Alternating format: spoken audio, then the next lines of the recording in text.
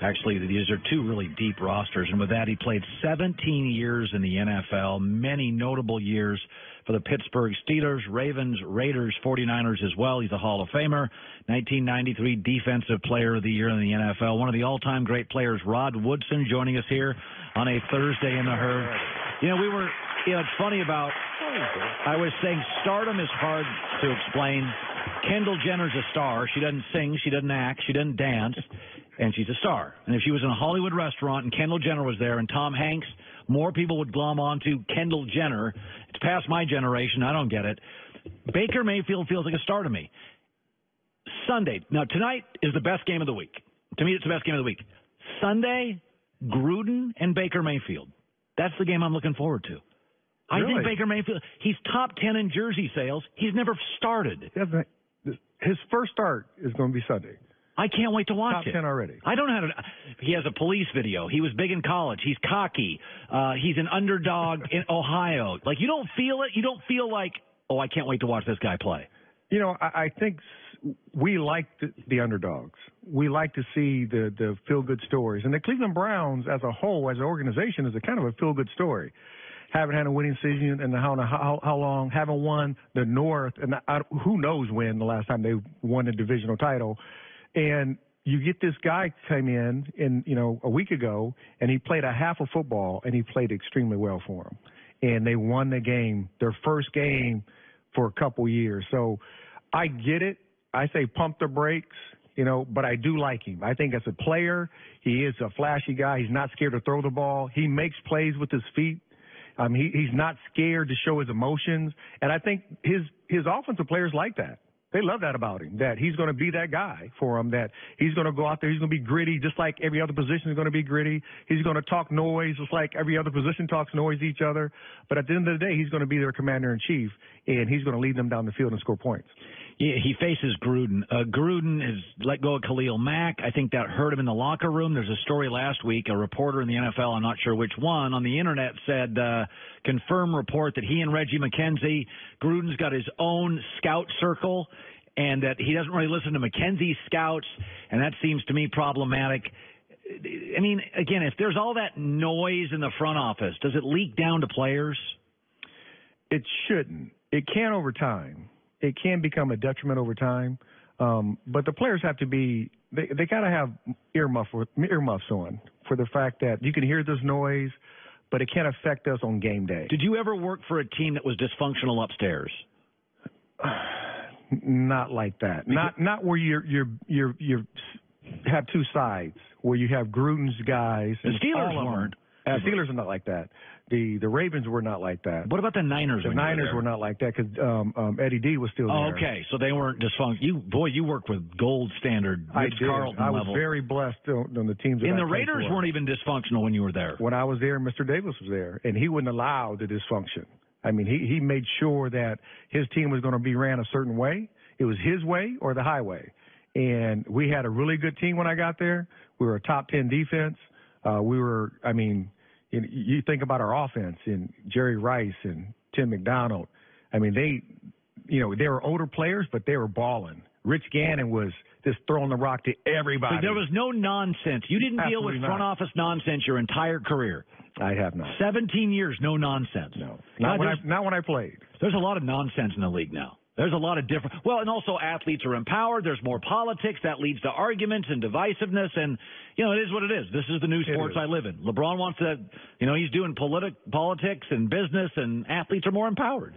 And you got to think, in Cleveland alone, they're looking for something to grab onto. Oh, of course. And Baker might be that guy. And, if he comes out to the West Coast and he wins his first game against the Oakland Raiders, which I don't know if he will – they might put the poster up on LeBron's wall. Yes.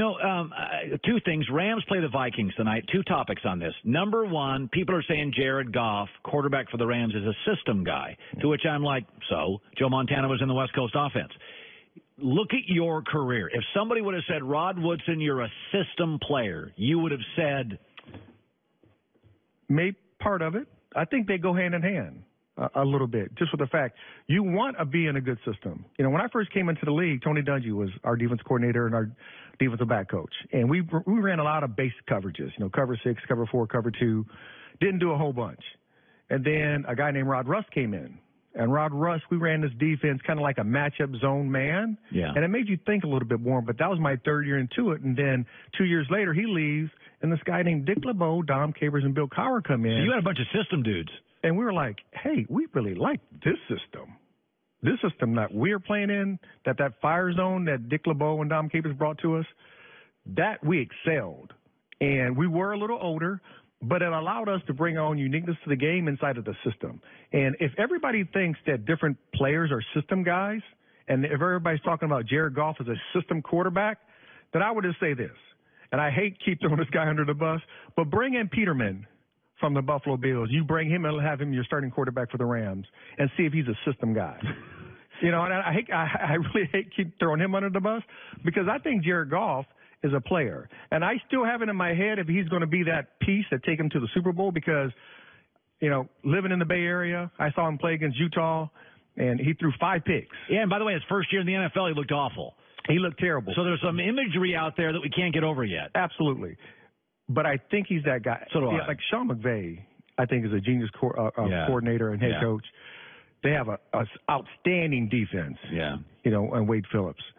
So I think if you can get Jared Goff to be that guy on a consistent basis, I think he is. All the playmakers out there, just distribute the ball to the guys. Yeah. They're going to be hard to beat. Yeah.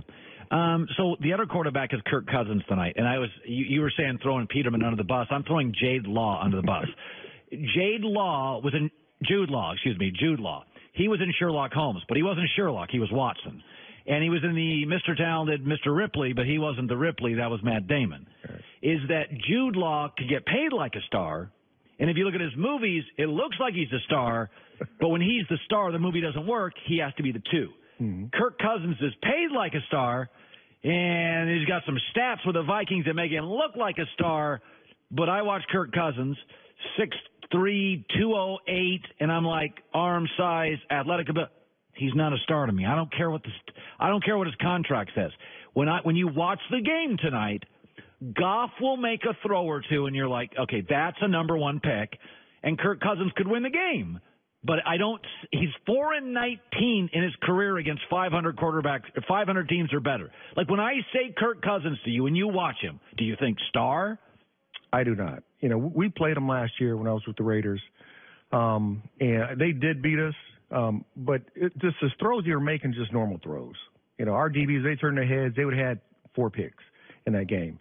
You know, I've never seen him in a game where he had to win, where he rose up and made throws like, hey, now that is a throw. A Cam will do, a Wentz will do. Like, to me, the thing about stars, Ed Reed, you were a star. Doesn't mean you're a star in every play. Right. But about twice a game, Ed Reed will do something, and you're like, okay, nobody can do that. Earl Thomas does that. Right. Goff made a throw last week down the sideline to Robert Woods. On the left sideline. Oh, that's the best throw I've seen in 2 weeks. Over the linebacker. In between the corner, right there. And I'm like, okay, here's the throw I hear. That is a star throw. There's not a lot of guys in the world that make that throw. That is outstanding throw. That is a world-class throw. I mean, you could literally not put it anywhere else. That's not luck. That's talent. That they've been working on that. And that's not system. That ain't system. And Kirk Cousins, to me, he's getting paid like it. And you keep showing me this. I just don't see it. I don't see it. Now, they do need a running game. That would take some of the pressure off of Kirk Cousins. Yeah. But he has playmakers at the receiving corps. Minnesota's got a ton of talent. A nice tight end. And everything was predicated on the defense. All we need is a quarterback. Well, your quarterback's played pretty good for you the last several years. Yeah. You bring him in, you guarantee him $90 million over 3 years, and he has to be – it's this year. They have to win the Super Bowl. They brought him in for this year. Yeah. And if they don't win the Super Bowl this year, he's guaranteed 2 more years. But, you know, you got to think somewhere along the line he has to flash to be this great player. I don't think he will because I think he is who he is. Yeah. I think we've seen his play with the Redskins. Never seen any outstanding play in the Redskins. Some solid games for him, yes. But never it. But that one throw, that two plays. I don't have one. Getting out of the pocket, making a throw on the run where you say, hey, you know what, like an Aaron Rodgers. Patrick Mahomes has had 4 of those in 3 weeks. Now, you see the flashes of greatness in Patrick Mahomes. Oh, God, yes. Or Carson Wentz last year. And in his time frame of being in the league with Kirk Cousins, you haven't seen that yet. By the way, Aaron Rodgers hurt again. In your 17 years, I've always had this theory. John Lynch is a friend, runs the Niners. I covered John Lynch in Tampa. He never had a concussion. That I'm not an overly religious guy, but maybe it's DNA and not God. But some man, your dad or the man upstairs, gives you a body. And you can only do so much with what he gives you. Some kids just get sick a lot, and some kids don't. My son's never sick. 12 years old, he never gets sick. So never had an ear infection, some people are just more prone to it. John Lynch never got hurt, and he was crushing people for years. Aaron Rodgers is hurt again. He's 6'2". He's not big. And I look at your career, 17 years. Did you get hurt much? I've had some concussions. I've had like a dislocated shoulder. Were there guys when you played that just didn't get hurt? Some guys, and no athlete wants to be called injury prone. Right. But if I give you the injuries for Aaron, and I'm not blaming him for it, but he's been banged up a lot. Torn calf, broken clavicle, broken foot, tore ACL in high school, concussions. Did you ever play with a guy that just didn't get hurt? Not that I can think of off the top of my head that does not have any injuries. Like somebody, especially an elite player, to not have any injuries. I think over time your body just wears down. Now, when you look at Aaron Rodgers, though, when you get hit and you're getting dragged down by guys who are twice your size, it's going to happen. Now, his offensive line has done a mediocre job at times protecting him. At sometimes he's trying to make plays out of nothing, and he's holding on to the ball too long, and then he gets hit, and then he gets hurt. I don't think any of his injuries, though, will ever have an asterisk by his name, just for the fact that his play, when he's done playing, he's going to have a gold jacket, and he's going to have a bust in Canton. So we won't talk injuries? We will not talk injuries. By the way, Kevin Durant, love him or hate him. This is a side story. I've been shocked today. I love KD. Thank you. He's a player. Just because he chose to go to a different team. Thank you. LeBron went to Miami. Exactly. See, and LeBron was hated when he went to Miami. So here's what's funny. Well, every time you make a decision in life, you can't expect everybody to enjoy that decision or agree with that decision. Okay. So Kevin Durant came out and said, nobody likes me. They hate me. And I said, he's playing a victim. And Joy's like, no, nobody likes him. And John's like, nobody likes him. I didn't say nobody likes him. I said there are people out there that don't like him. Okay. I'm not one of them. So I did one of these. I think KD made the right decision. So I did one of these dorky internet Twitter polls. First of all, we have 12,000 votes in 15 minutes. So people have strong opinions. It is 66% of people hate him and 34% of people love him. And by the way, I could have put indecisive, meh. No, I want to do love, hate. I want you to pick a side. If you lean one way or the other, like him, don't like him, love, hate, like, love. Right now, 66% of the people. I told you.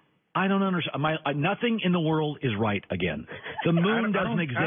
I don't understand why you dislike him. Just because he went to, I love him. I'm just saying, not you. I'm just saying in general, where everybody else dislikes him. But just for the fact that he went to his rival, so to speak, and he teamed up with them to win. He wants to win. By the way, when I left my company, I could have gone to other networks. The reason I chose Fox is because they had a bunch of good all-stars.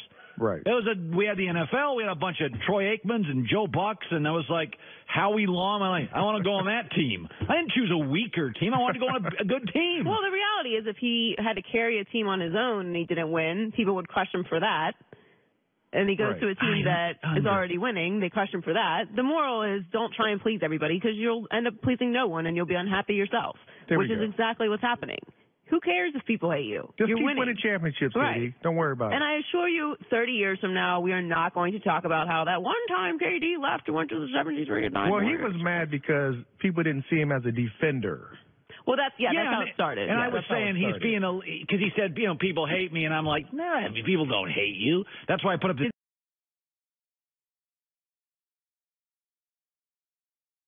He causes problems for people when they're in the small lineup. People forget he's 7 foot. People definitely forget that. Yes, he's in top 10 in blocks. He handles the basketball like he's a point guard, yes. but he's a big guy. He's a tall guy. Joy Taylor with the news. Thanks, Rod. No. Turn on the news. This is the Herd Line News. Vortex of Insanity.